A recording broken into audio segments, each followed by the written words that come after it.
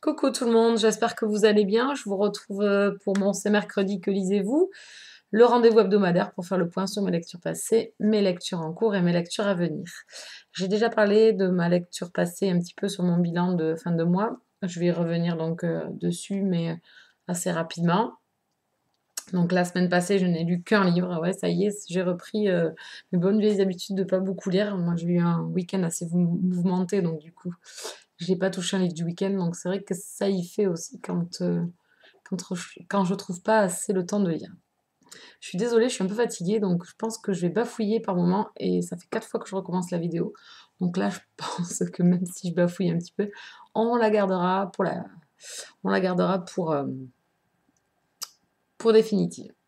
Donc, je vous laissais la semaine dernière. J'ai lu Irrésistible alchimie de Simone Alqueles aux éditions La Martinière Jeunesse. J'ai passé un très très très agréable moment. C'était une super lecture. J'ai passé un très très bon moment en compagnie de Brittany et d'Alex, qui sont deux êtres à l'opposé l'un de l'autre. Mais l'auteur, c'est surtout l'écriture. Enfin, je sais pas comment cela se fait que bon, l'histoire ne sort pas de plus que ça de l'ordinaire, on va dire, et que l'auteur arrive à nous rendre complètement gaga de notre lecture. C'est-à-dire qu'on en ressort hyper content, on tourne les pages très facilement, on a envie de rester avec eux, on a envie de savoir ce qui va leur arriver, et c'est vraiment très très agréable. Paradise, c'était la même chose, c'était l'autre, les autres écrits de cet auteur.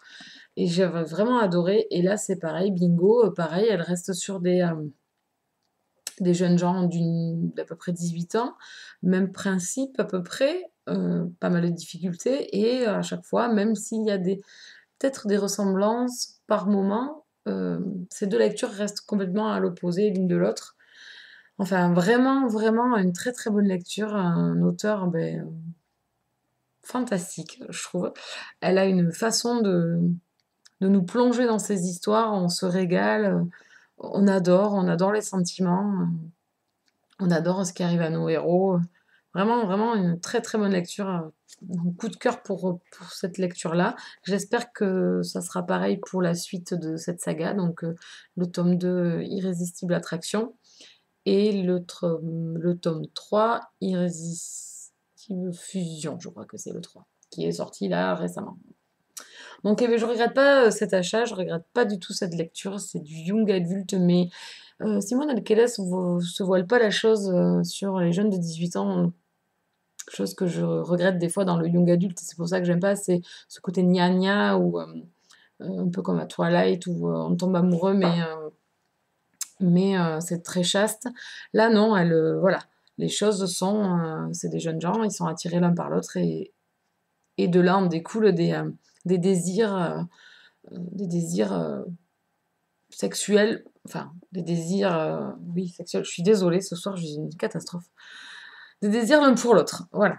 Donc j'ai vraiment adoré cette lecture. Si vous connaissez pas ou vous n'avez pas encore lu, je vous la conseille. Ça passe très très vite. C'est pas révolutionnaire, attention, commencez pas à vous imaginer. Non, non, on passe un très très bon moment. On se laisse porter et on adore nos héros. Voilà. Donc c'est tout simple et ça marche. Voilà, banco. Donc voilà, coup de cœur de fin de mois, j'étais vraiment ravie de cette lecture. Mais dernière chose, une chose que, alors je sais plus qui l'a soulevé, une blogueuse, je passe souvent sur son blog, alors voilà, j'ai un gros trou de mémoire, c'est un peu la fatigue, qui a vraiment énoncé que sur la couverture, malheureusement, on en apprenait un peu trop. Et effectivement, je trouve que bon, on aurait pu rester un peu plus dans le mystère. Voilà. Mais on est quand même un peu surprise par la fin. L'auteur sait manier les choses très très facilement. On a l'impression de tout savoir dès qu'on commence la lecture, se dire oh, de toute façon, on se doute de ce qui va se passer, comment ça va se passer. Effectivement, on peut se douter éventuellement de ce qui va se passer, mais comment ça va se passer, pas forcément, parce qu'elle le tourne à sa manière et j'ai beaucoup aimé. Donc voilà. Donc voilà, qu'un livre lu la semaine dernière. Donc qu'est-ce que je suis en train de lire actuellement? Je suis en train de lire le tome 1 du Clan des Nocturnes, Jacob de Jacqueline Frank aux éditions Milady. Donc une couverture plus qu'appétissante. Donc c'était une des grosses sorties Milady que j'attendais en fin de mois de septembre. Donc du coup, je l'ai acheté, je m'y suis mis dessus directement. Et je regrette pas. Alors, j'ai discuté un peu sur Livre Addict avec les filles qui suivent mes lectures. Et le départ, on démarre donc avec, voilà, on sait qu'il va y avoir un monde de démons avec des humains, etc. On pense savoir tout ce qui va se passer. En fait, cet auteur-là nous fait rencontrer deux personnes. Donc on se dit on apprend qui poursuit, que le démon gentil, donc Jacob, poursuit d'autres démons qui ont dérapé et à qui enfin, il doit être le justicier qui rétablit l'ordre. Donc voilà, on pense savoir ce qui va se passer. Donc ça démarre bien, on a un peu d'action et tout, donc la rencontre avec la belle, etc. On pense savoir comment les choses vont évoluer, et puis pas du tout. Donc en fait, l'histoire se met en place très vite au départ, donc on a un peu d'action. Puis après, j'ai trouvé quand même, je me demandais où l'auteur voulait nous amener. Donc jusqu'à la centaine de pages, 130 pages, donc de 80 à 130, je me dis, mais où elle veut m'amener? Elle calme le jeu, elle recible sur nos deux héros, donc Jacob et la jeune fille de l'histoire. Et puis pas du tout, en fait. Pensant qu'elle allait se focaliser là-dessus et qu'elle allait laisser vraiment l'histoire vraiment derrière elle et puis tout gâcher un petit peu. Et puis pas du tout. À partir de 130 pages à peu près, euh, elle explique la mythologie qu'elle a mis en place. Et vraiment, vraiment, elle a pendu un univers vraiment très très agréable. Donc je vais pas en parler du tout. Donc les démons de l'histoire sont des nocturnes. Il y en existe plusieurs. Bon, ça c'est pas le fil conducteur de l'histoire. Vraiment, elle a son propre univers. Elle a créé quelque chose et donc là, on est vraiment mis en place dans ce premier tome. On comprend pas trop au départ pourquoi le héros et l'héroïne sont voilà, autant attirés l'un par l'autre et que ça va très vite. Et puis en fait, tout s'éclaire. Tout s'éclaire. On a beaucoup de descriptions de la mythologie de l'histoire, donc entre le présent de ce qui se passe autour de nos héros et sur le passé des démons, etc. Mais vraiment, c'est vraiment très très bien amené. Et donc il me reste, j'ai lu 300 pages, il m'en reste une centaine. Donc au départ, voilà, un peu perdu. Donc du coup, ça m'a un peu voilà, intriguée. Je me dis, mais mince.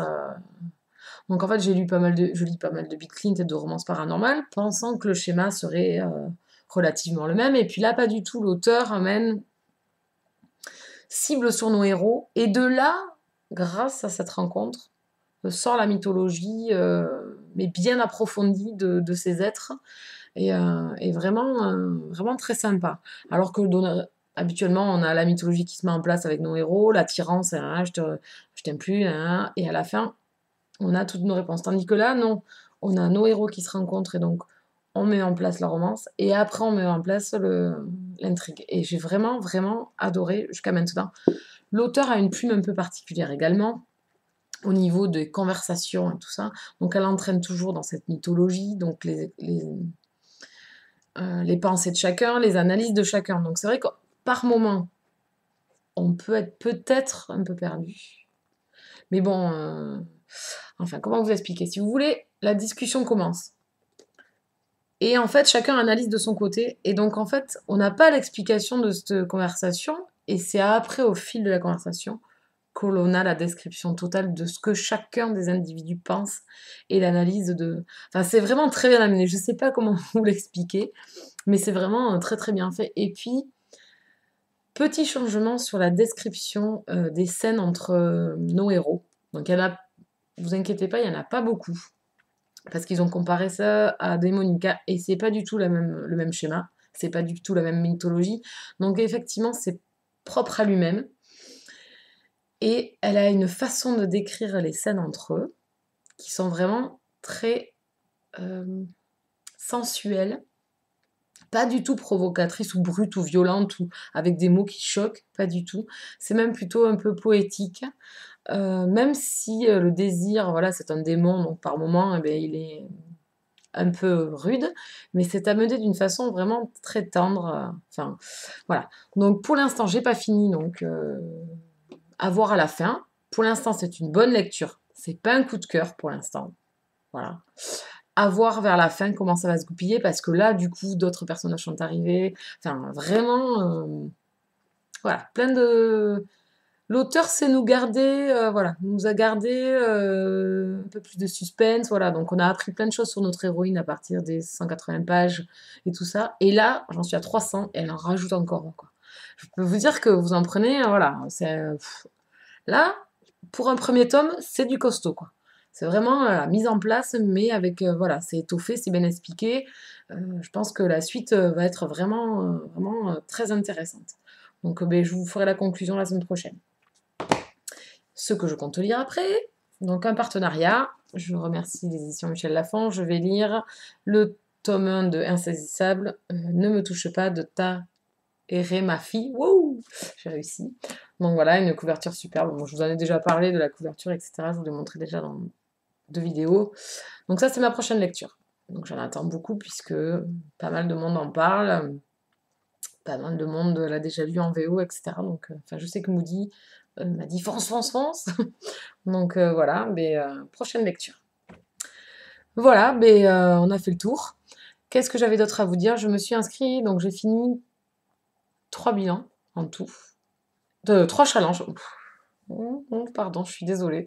J'ai fini 3 challenges, donc du coup, d'autres challenges sont sortis sur Livre Addict. Et je me suis inscrite donc à 2 nouveaux challenges. Challenge trop mortel, donc il faut lire voilà, des livres sur les démons, les monstres, les loups-garous, les vampires, etc. Donc c'est proposé par Mallory, donc si vous voulez nous rejoindre. Ensuite, le challenge Young Adulte, et oui, parce qu'il y a pas mal de Young Adultes, j'aimais pas ça au départ. Et c'est vrai que j'ai trouvé pas mal de bonnes lectures en Young Adulte. Et qui sait, ça m'a peut-être réconcilié. Donc du coup, je me suis lancée dans un petit challenge, lire 10 livres en une année de Young Adult. Je pense que c'est largement faisable, puisque déjà dans ma bibliothèque, j'en ai déjà pas mal. Donc voilà.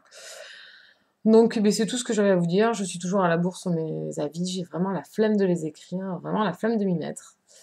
Donc ben, on verra. J'en ai toujours 3 en attente. Donc là, je vais finir le clan des Nocturnes, donc j'en aurai 4. Donc voilà. Ben, je vais pas vous embêter plus longtemps. Je crois que j'ai fait le tour. Il me reste plus qu'à mon prévisionnel du mois d'octobre, mes prévisions lecture à poster. Donc ce sera demain ou après-demain. J'espace un petit peu. Et puis voilà. Je vous fais de gros bisous. Je vous souhaite une bonne fin de semaine. Une bonne soirée, il y a Esprit criminel. Donc, je serai devant la télé ce soir, donc je vais essayer de finir le livre, mais c'est pas sûr. Je vous fais de gros bisous et à très vite. Bye bye!